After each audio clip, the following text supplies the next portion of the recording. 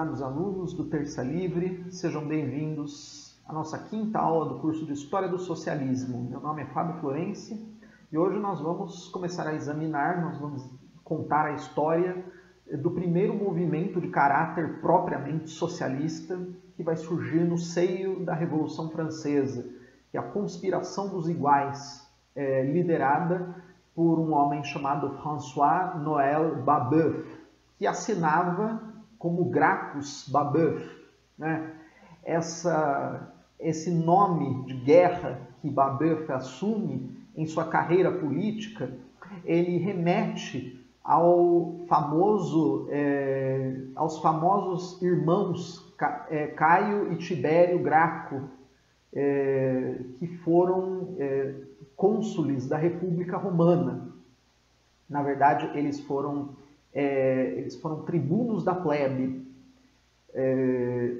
E Caio e Tibério Graco, eles foram famosos por proporem leis que mudavam a configuração da propriedade da terra na Roma Antiga. E, portanto, tanto Caio quanto Tibério Graco, eles vão ser assassinados, eles vão ser mortos, porque a nobreza romana não vai aceitar essa espécie de reforma agrária que eles vão tentar fazer. A história da vida de Caio e Tibério Graco foi contada, adquiriu uma forma literária e se tornou uma espécie de clássico da literatura nas mãos de um escritor grego chamado Plutarco.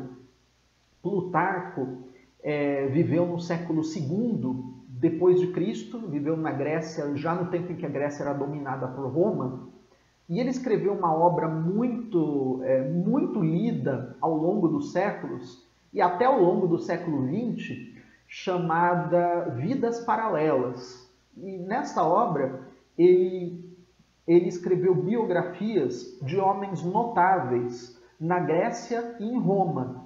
E sempre a vida de um grego correspondia à vida de um romano. Então, por exemplo, a vida de Alexandre o Grande era contada ao lado da vida de Júlio César. Então, essa obra, Vidas Paralelas, escrita por Plutarco, ela compara biografias de homens que realizaram grandes coisas, tanto na Grécia quanto em Roma. E uma dessas vidas, ou melhor, duas dessas vidas que ele conta no campo romano são justamente as vidas de Caio e Tibério Graco. O pai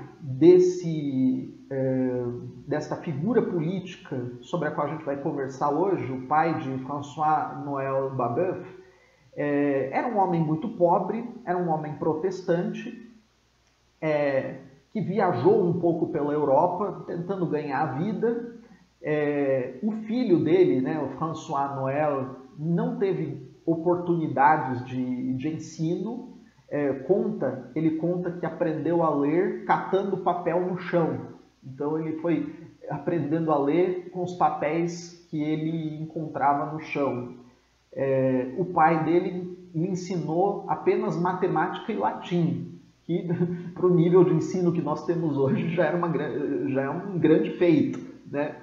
Mas comparada à instrução que recebia, por exemplo, um nobre, nós podemos dizer que Babeuf teve uma formação educacional bastante modesta. E o pai dele, antes de morrer, lhe deu justamente um exemplar das Vidas Paralelas de Plutarco. E fez com que o filho jurasse que defenderia o povo, custasse o que custasse. Então, isso foi no leito de morte, o pai pediu que o filho fizesse isso. Então, o filho ficou muito inspirado por esse apelo que o pai fez no leito de morte, e também ficou muito inspirado pela leitura da vida de Caio e Tibério Graco. Então, ele, Babeuf, começou a assinar os manifestos que ele escrevia como Gracchus Babeuf. Então, foi com esse nome que ele entrou para a história. Então, Babeuf ele vai participar de maneira bastante modesta dos primeiros movimentos da Revolução Francesa. Ele vai estar lá presente na tomada da Bastilha e durante o período do governo jacobino, durante o período do terror jacobino, ele vai ser nomeado para administrar um departamento de suprimentos materiais em Paris, de suprimentos de víveres mesmo, de alimentos. E ele, Babeuf, vai perceber que o governo estava, na verdade, inflacionando o preço dos alimentos, provocando uma fome deliberadamente para arrancar mais dinheiro do povo. Então ele vai denunciar isso, vai tentar investigar o que estava acontecendo e vai acabar preso. O terror jacobino, como vocês devem saber pelas aulas de História Geral, ele vai terminar de uma maneira bastante, a gente pode dizer, de uma maneira também cinematográfica, com o Robespierre, do dia para a noite, sendo contestado numa reunião da Assembleia Nacional, no começo por um só deputado, depois por vários outros deputados que já tinham combinado uma conspiração para derrubá-lo, mas estavam com medo de fazê-lo. E aí um vai se levantando após o outro, e outro após o outro, e outro após o outro, e a coisa vai tomando proporções gigantescas e Robespierre vai acabar se vendo acuado diante de um parlamento totalmente hostil contra ele, e ele vai acabar sendo condenado como traidor, condenado à morte, vai tentar se suicidar, tenta dar um tiro na boca, mas a tentativa de suicídio falha, então ele vai ser levado à guilhotina com a boca toda estourada e vai ser guilhotinado. Então o fim do terror jacobino, o fim de Robespierre é um fim assim bastante chocante. Mas o que importa dizermos aqui é que o governo que vai se seguir ao governo jacobino vai ser um governo que os manuais de história costumam chamar de reacionário. Reacionário em que sentido? Nós temos que entender bem o que queremos dizer aqui por reacionário. Reacionário apenas no sentido de que ele vai deixar de lado algumas das práticas que o governo jacobino vinha pondo em prática. Uma das práticas que ele vinha pondo em prática é ótimo, né? Mas que vai deixar de lado algumas coisas que o governo jacobino vinha fazendo. Então, por exemplo, o governo subsequente vai ser chamado de governo do diretório. Vai ser composto por 5 homens que vão dividir o poder. Esses homens, o que eles vão fazer? Eles vão respeitar um pouco mais o direito de propriedade, coisa que os jacobinos não faziam muito. O governo jacobino foi pródigo em confiscar propriedades. Então, os membros do diretório, eles vão respeitar o direito de propriedade, eles vão tentar fazer com que o governo ele se estabilize, ele pare de atacar os indivíduos dentro da sociedade. Outra coisa, a guilhotina também vai parar de funcionar. O governo jacobino, a guilhotina funcionava cotidianamente, era uma coisa interminável. Então o governo do diretório também interrompe o funcionamento da guilhotina. Por outro lado, o que os membros do diretório também farão? Eles aproveitarão de todas as terras que foram confiscadas, de todos os bens que estão na mão do Estado, para fazer especulações financeiras, para enriquecerem eles, membros do diretório, e alguns amigos deles, grandes comerciantes e grandes financistas. Então, muitas pessoas vão ficar, muitas não, mas algumas pessoas vão ficar muito ricas, dando golpes dentro do governo com bens que foram confiscados, por exemplo, fazendo especulações com terras confiscadas. Isso é uma coisa que vai gerar uma revolta popular muito grande, vai gerar uma indignação, um sentimento de justa indignação do povo contra esse governo do Diretório, que foi o governo mais corrupto que a França já tinha visto até então. Surge, portanto, uma indignação popular contra o governo do Diretório. E Gracchus Babeuf vai assumir uma postura de combate contra esse governo. Ele vai começar a editar um jornal chamado A Tribuna do Povo. E nesse jornal, A Tribuna do Povo, ele vai começar a defender teses que nós podemos chamar propriamente de socialistas.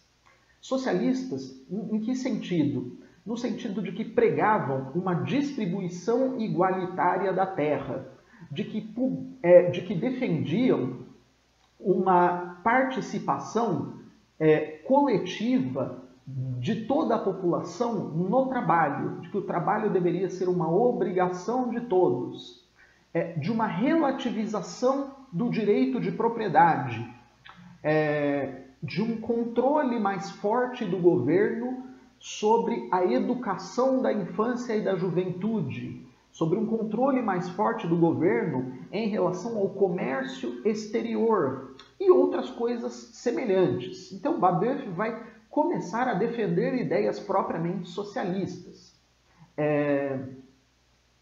Ele fez um certo sucesso entre a população pobre, que estava realmente indignada contra a corrupção generalizada do governo do Diretório.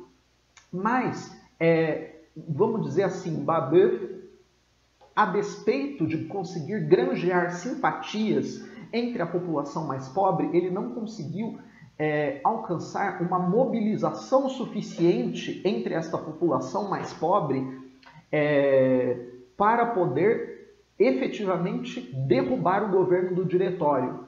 A população estava cansada de guerra, a população estava cansada de fome. E no período do Diretório, em 1795, as energias nacionais guerreiras, nós podemos dizer assim, elas estavam todas direcionadas a campanhas que o exército popular francês estava fazendo na Itália, por exemplo. E aí que Napoleão Bonaparte vai ficar famoso, né? Aí que ele vai conseguir galgar posições dentro do exército. Então, quer dizer, a população ela já estava com um esforço muito grande para travar essas batalhas no exterior.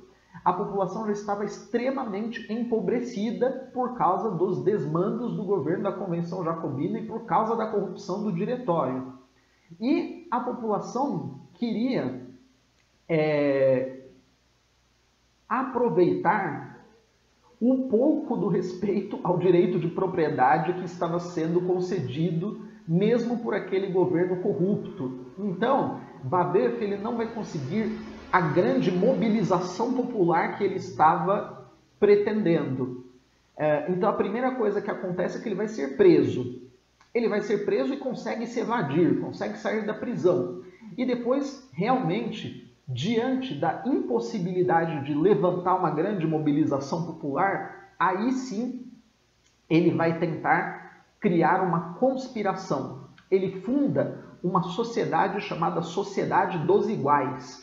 E essa Sociedade dos Iguais, claro, ela vai começar a ser perseguida pelo governo do Diretório e eles vão se proclamar, essa Sociedade dos Iguais, eles vão se proclamar um novo Diretório. E eles elaboram uma nova Constituição. E esta nova Constituição, elaborada pela Sociedade dos Iguais, ela já tinha um caráter claramente socialista. E o que propunha a Constituição elaborada pela Sociedade dos Iguais?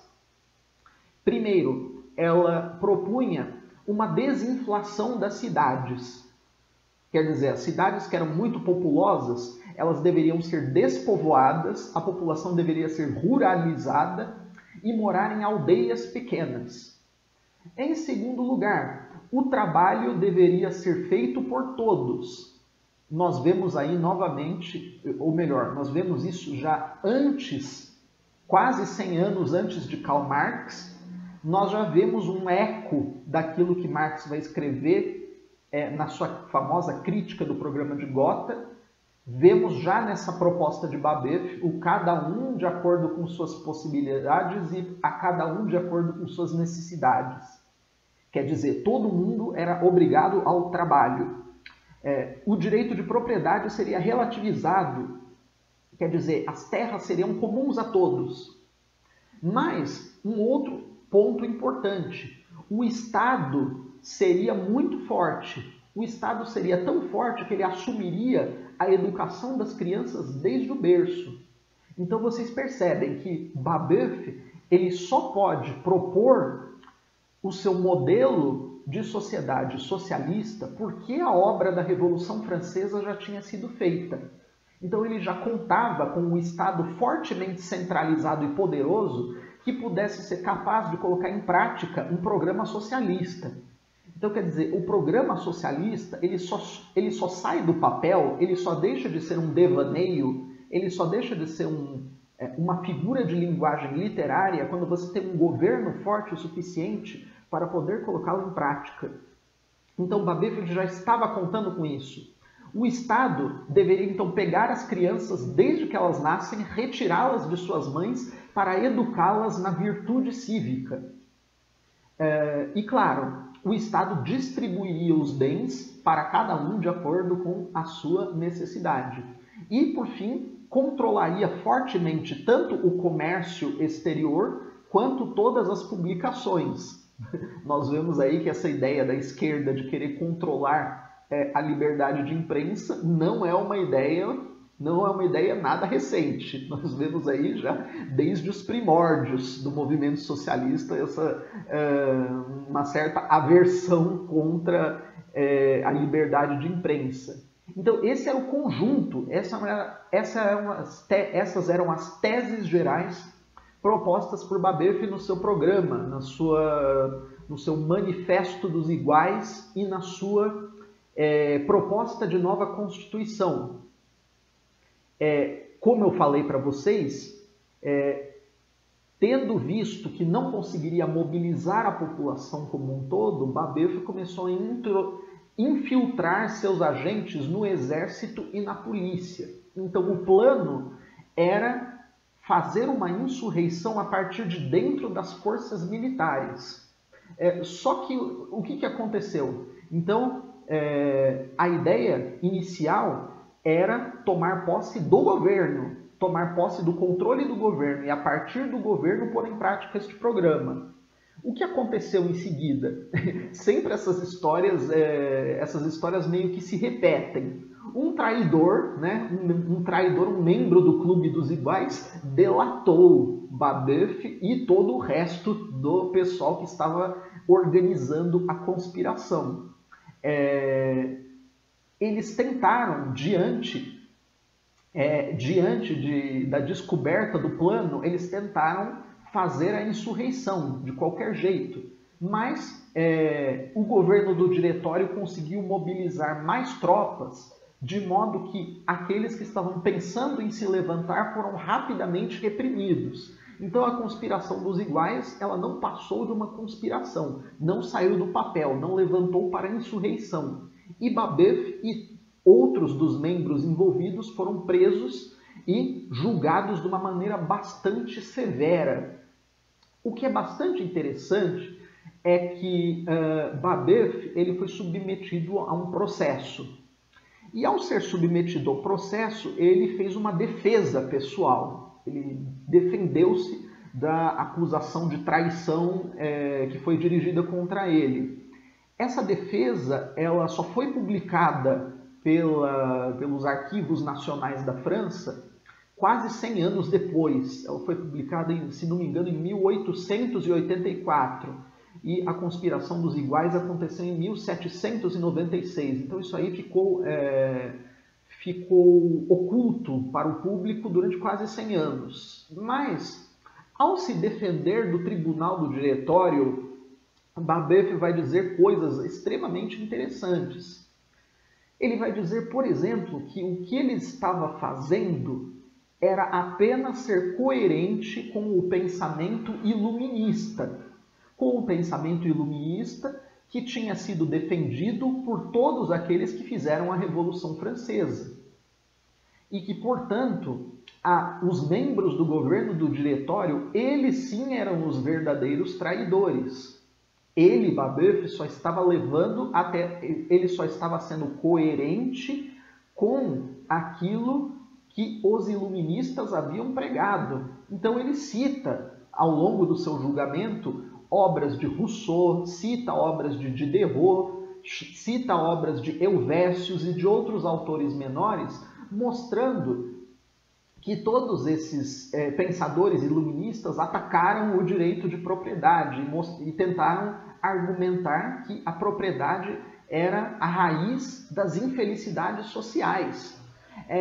O que é bastante interessante, né? O Babeuf, diante dos seus juízes, ele consegue, vamos dizer assim, virar o jogo dizendo, olha, na verdade o traidor aqui não sou eu, os traidores são vocês que traíram a causa da revolução.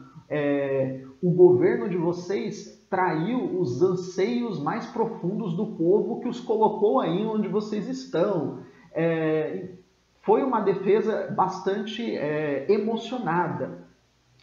O que a gente consegue perceber nessa defesa é que Babeuf ele era um homem que não compreendia, por ser um homem limitado, ele era um homem intelectualmente claramente limitado, ele não conseguia perceber a dialética interna ao processo revolucionário.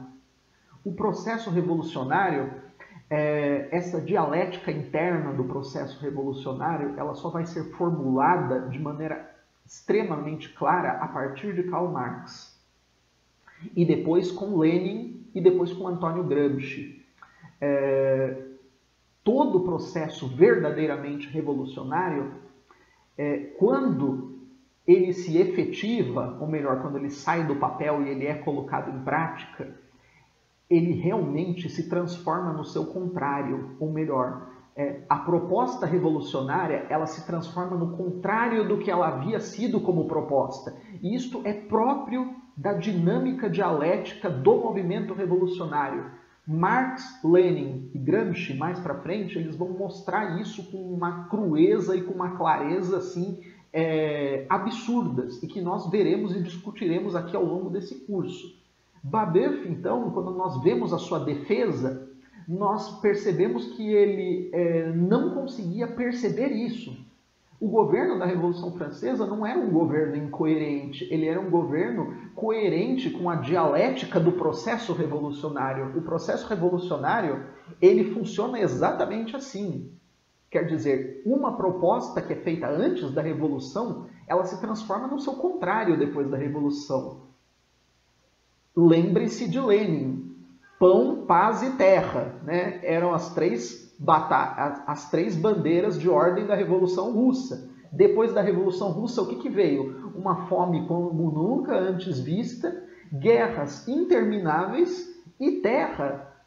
Os camponeses russos, todos os que tinham um pedacinho pequeno de terra, perderam as suas terras e foram mandados para trabalhar quase como escravos nas fazendas comunais. Então, o processo revolucionário ele funciona desta maneira. Ele transforma as propostas que faz antes exatamente no seu contrário.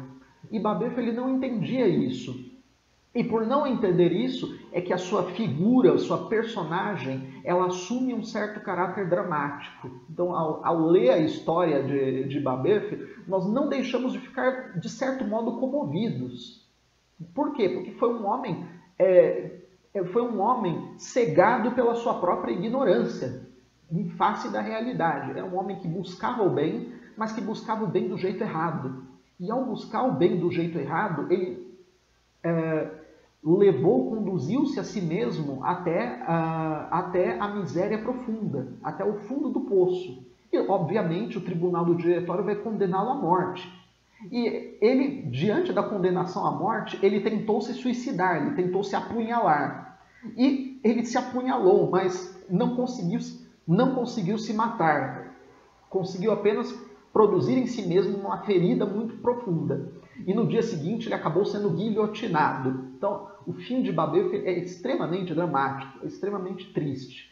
ao olharmos para essa figura, não temos como deixar de sentir uma certa pena, um certo desgosto, mas um desgosto diante de um homem que, em função da cegueira intelectual em que ele se embrenhou, acabou tomando o rumo do abismo. Na próxima aula, então, nós comentaremos a respeito das consequências que a conspiração dos iguais teve como inspiração da continuidade do movimento socialista. Então, eu agradeço por terem me acompanhado até aqui e até a nossa próxima aula.